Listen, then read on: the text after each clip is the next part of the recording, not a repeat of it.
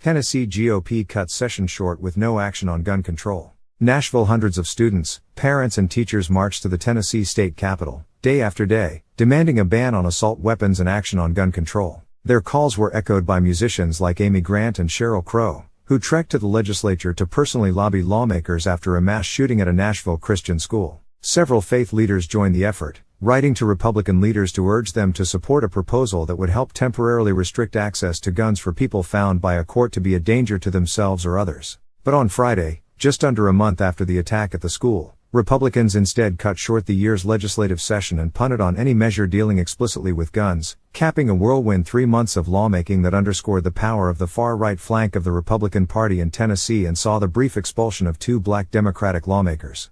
"It's frustrating and motivating," said Jamie Starnes, 37, who spent Friday morning protesting in the Capitol with a group of mothers, many of whom had never demonstrated in person until their friends and their children were traumatized by the shooting at the Covenant School that killed 3 adults and 3 9-year-olds. "We're not going anywhere," she added. Within 2 hours of the legislature's hasty departure, the state's Republican governor, Bill Lee, announced that he would summon lawmakers back for a special session to revisit the debate, with details expected in the coming weeks. Mr. Lee, whose wife lost a friend in the attack, had pushed the legislature to pass an order of protection law, which, in an effort to win conservative support, had become so limited in scope that some experts said it would not even qualify as the type of red flag law scorned by gun rights supporters. "There is broad agreement that dangerous, unstable individuals who intend to harm themselves or others should not have access to weapons," Mr. Lee said in a statement. "We also share a strong commitment to preserving Second Amendment rights, ensuring due process and addressing the heart of the problem with strengthened mental health resources." But it was clear as the legislature departed on Friday that any measure that would limit access to guns, even one as narrow as the proposal championed by Mr. Lee, would face steep odds with the Republican supermajority. Republicans largely panned the proposal and argued that they were too far into the session to revamp the state budget and examine the ramifications of such a law. Instead, they highlighted passage of about $140 million to fund school resource police officers on public school campuses, another request from Mr. Lee. Speaker Cameron Sexton suggested that Republicans would look elsewhere, having discussed other proposals that would focus on the mental health aspect of this and just closing loopholes currently in the law. "Hopefully we'll get another opportunity," he added, speaking at a news conference Friday evening. "I also think it's important once again to have these conversations outside of the Capitol with the public and let them have input on exactly how we should move forward." The calls for additional time and discussion, however, were a stark contrast in a session in which the Assembly's supermajority also significantly undermined the autonomy of the state's largest Democratic-leaning cities and cut back the rights of LGBTQ people, despite outcry from those communities. The legislature exerted further control over the cities by dissolving 2 civilian police oversight boards despite calls to invest in those organizations after the fatal beating of Tyre Nichols at the hands of Memphis police officers this year and by handing local control of the Nashville Airport Authority to the state. It also gave final approval to a bill that would prevent transgender people from changing their gender on state identification documents, despite the risk of losing federal funding. Republicans also passed a ban on policies requiring teachers to take anti-racism training and a measure aimed at curbing the teaching of divisive concepts on college campuses, which Democrats warned would have a chilling effect on discussions of racism and sexism. Several of those measures now await Mr. Lee's signature. The state now faces several lawsuits, the most recent coming on Thursday, when the American Civil Liberties Union and other organizations sued over a ban on transition care for transgender teenagers that is set to take effect in July. A $56.2 billion state budget cleared the legislature this week with near unanimity as Republicans scrambled to depart Nashville. It includes a temporary reprieve from the state's grocery tax and millions of dollars in tax cuts for businesses, and sets aside about $3 billion for road projects. Yet it is the debate over whether and how to restrict access to guns that is set to define the year's work, after thousands of students, teachers and Tennessee residents flooded the Capitol to urge lawmakers to act. Demonstrators marched with children's caskets, hundreds of students walked out of class, and thousands linked arms to form a 3-mile human chain across the city. Some Republicans urged their colleagues in the state legislature to take some steps toward gun control, even as gun lobbies rallied against Mr. Lee's proposal and any glimmer of gun restriction.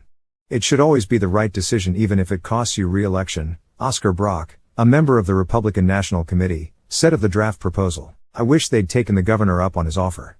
I was a little disappointed," he added. Mr. Brock quickly added that his disappointment was not enough to shake his allegiance to the party. The raw grief and rage over the legislature's inaction exploded when Republicans expelled 2 young black Democrats and fell just short of ousting a 3rd Democrat, a rare act of retribution after the 3 led a gun control protest on the House floor. The two men, state representatives Justin Jones of Nashville and Justin J. Pearson of Memphis, were quickly reinstated by local officials and spent the final days of the session on their feet, taking turns sparring with Republicans in increasingly heated confrontations over gender and race. The expulsions inflamed already bitter tensions in the legislature and heightened national scrutiny of how the Republican supermajority has wielded its power and how it had let previous instances of misconduct slide without severe punishment. A senior Republican, Scotty Campbell, abruptly resigned on Thursday, only hours after News Channel 5 disclosed details of a March 29 memo that found he had violated the chamber's ethics policy against sexual harassment. An outpouring of financial and political support galvanized Democrats in the state, who saw a glimmer of hope that their party could begin to wrest seats away from the Republican supermajority.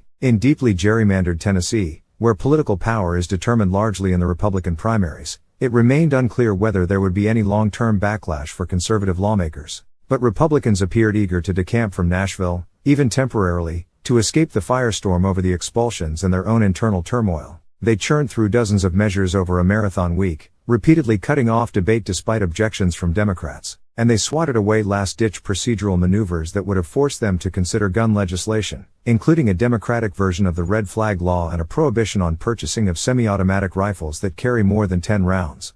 Why would you make the choice to leave and then come back when you could just do it right here, right now? State Representative Karen Camper, the House Democratic leader, asked Republicans in a committee hearing on Friday. She added, "People are yelling and screaming out to us to do something."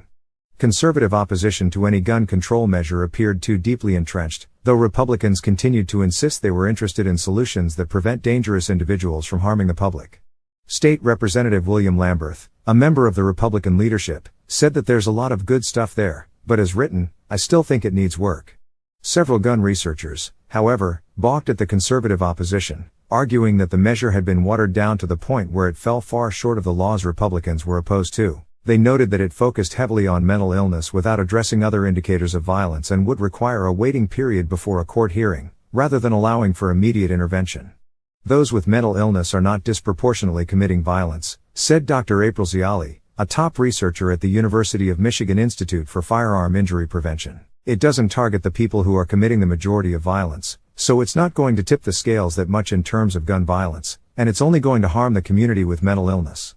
Lisa Geller, a co-director of the Extreme Risk Protection Order Resource Center at Johns Hopkins University, said even if the draft measure had become law, she would not count Tennessee among the states that had a so-called red flag law.